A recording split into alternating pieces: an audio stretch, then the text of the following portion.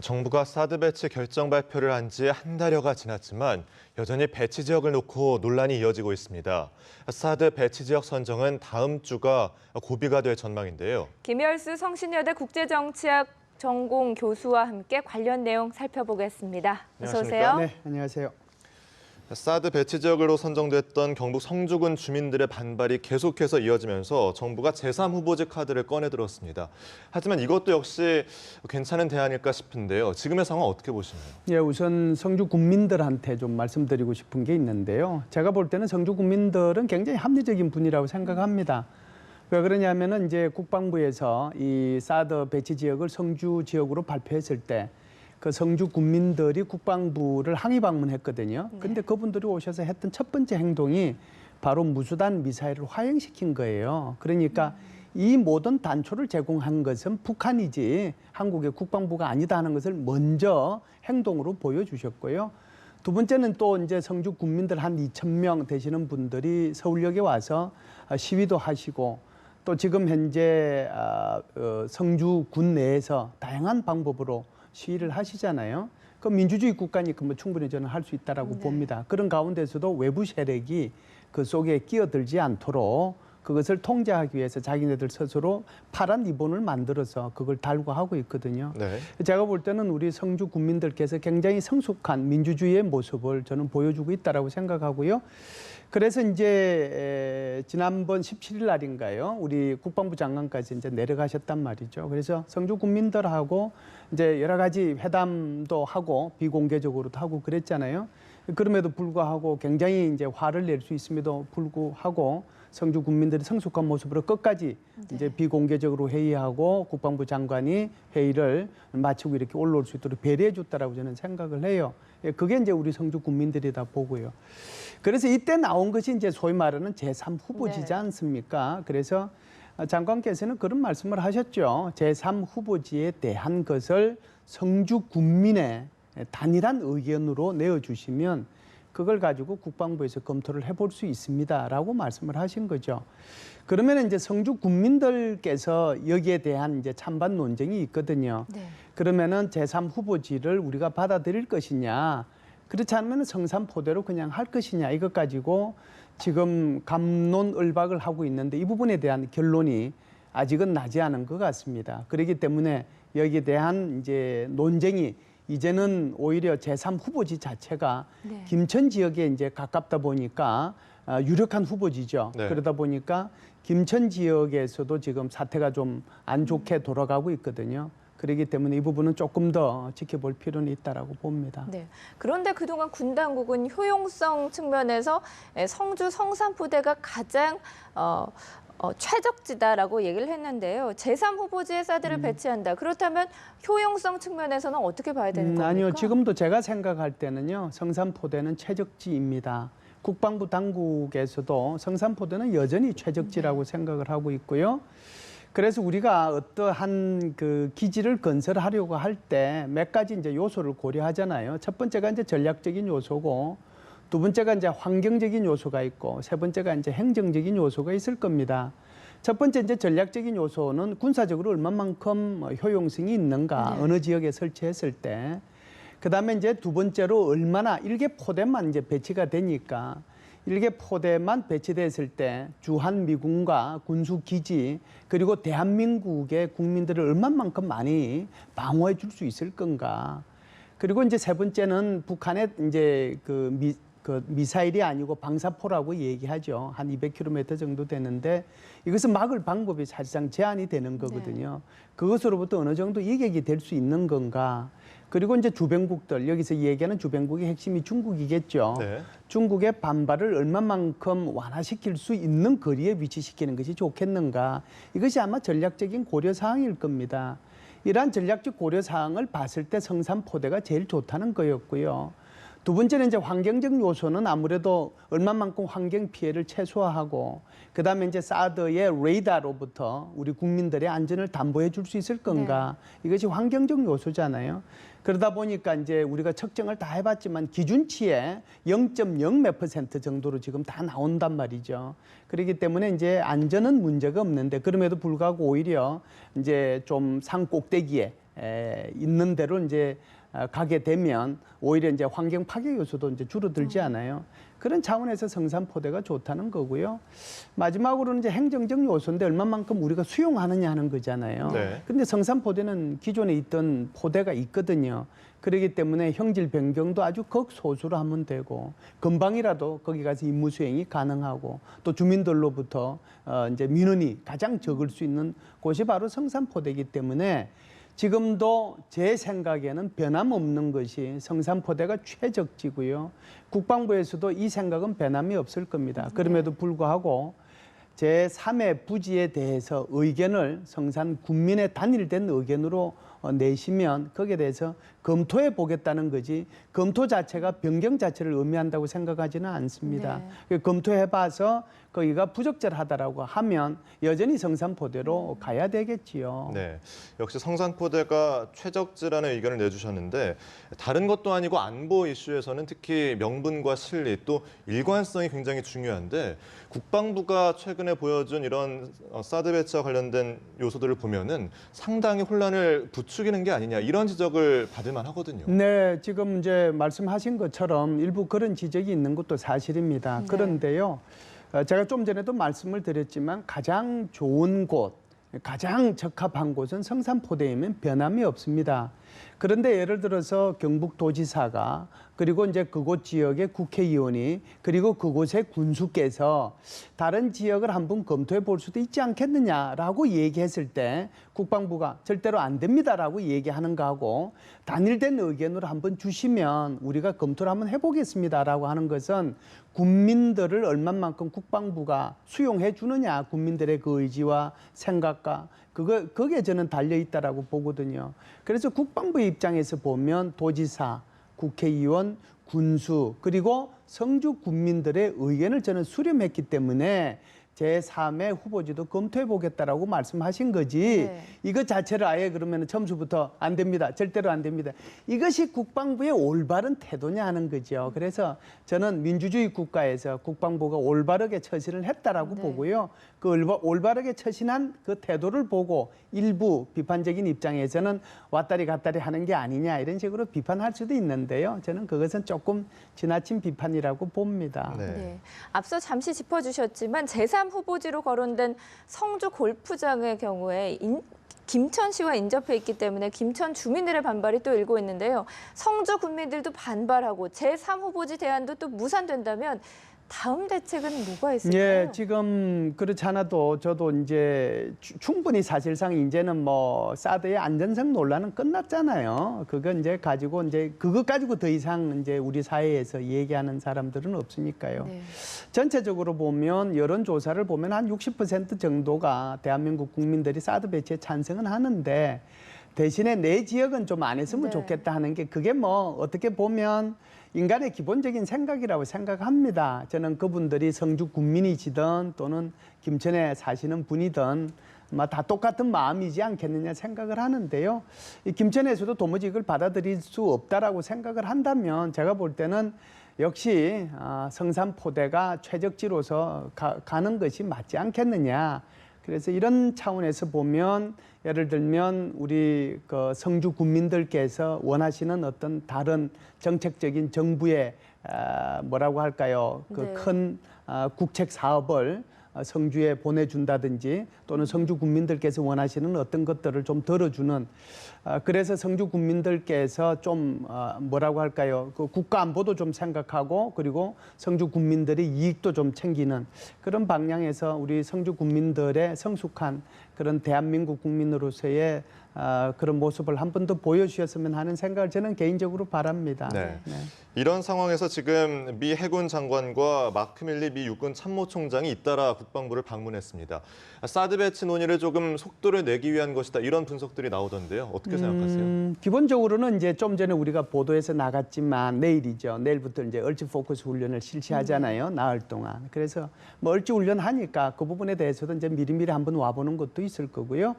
두 번째 큰 것은 내년도 2월 달까지는 거의 아마 대부분 주한 미군 기지가 평택으로 이동을 하거든요.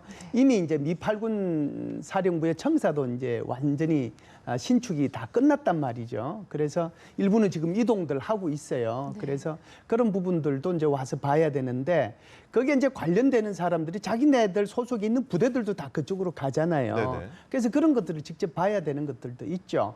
그럼에도 불구하고 지금 말씀하신 것처럼 가장 큰 목적 중에 하나가 사드 배치와 관련된 거라고 저는 생각을 합니다. 어떤 분들이 지금 최근에 우리 한국을 들어왔냐면 육군성 장관도 들어왔고요. 육군 참모총장도 왔고요. 또 국방부에서 사드 책임을 총 책임지는 사람도 들어왔고요.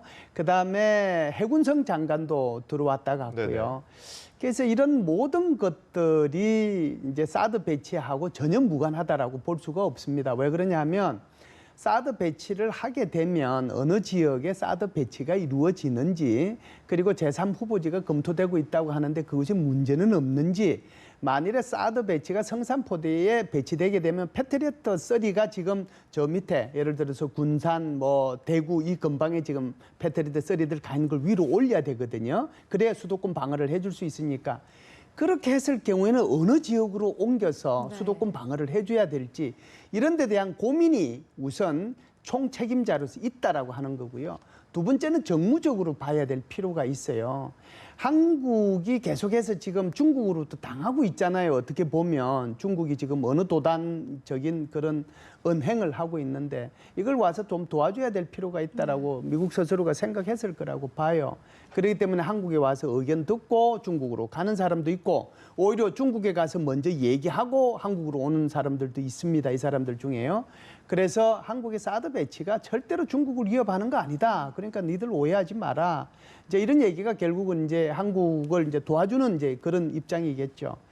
마지막은 조금 제가 말씀드리기가 조심스럽고 위험하기도 해요. 왜 이 말씀을 드리느냐 하면 이들이 직접 와서 한국의 사드 배치가 이 정도로 반대를 하면 안 하겠다. 그러니까 예를 들어서 한 사람의 최고 책임자만 와서 이것을 보고 가는 것이 아니라 육군성 장관, 육군참모총장, 해군성 장관, 해군참모총장, 그리고 국방부의 이 사드 배치와 관련된 총책임자, 삼성 장군, 이 사람들이 한국을 보고 와서 자기네들 소위 말하는 NSC 정도 되겠죠. 거기에 회의를 통해서 한국 이렇게 반대하면 굳이 할 필요가 있겠습니까? 라고 얘기할 경우에 이것은 여기에서 끝나지 않는다는 거예요. 심각한 한미동맹의 균열을 가지고 온다는 거고 이것이 지금 트럼프가 주장하는 것처럼 주한미군의 철수 문제까지 또는 주한미군의 축소 문제까지 그리고 주한미군의 분담금의 문제까지 일파만파로 튈 가능성까지 있거든요. 그래서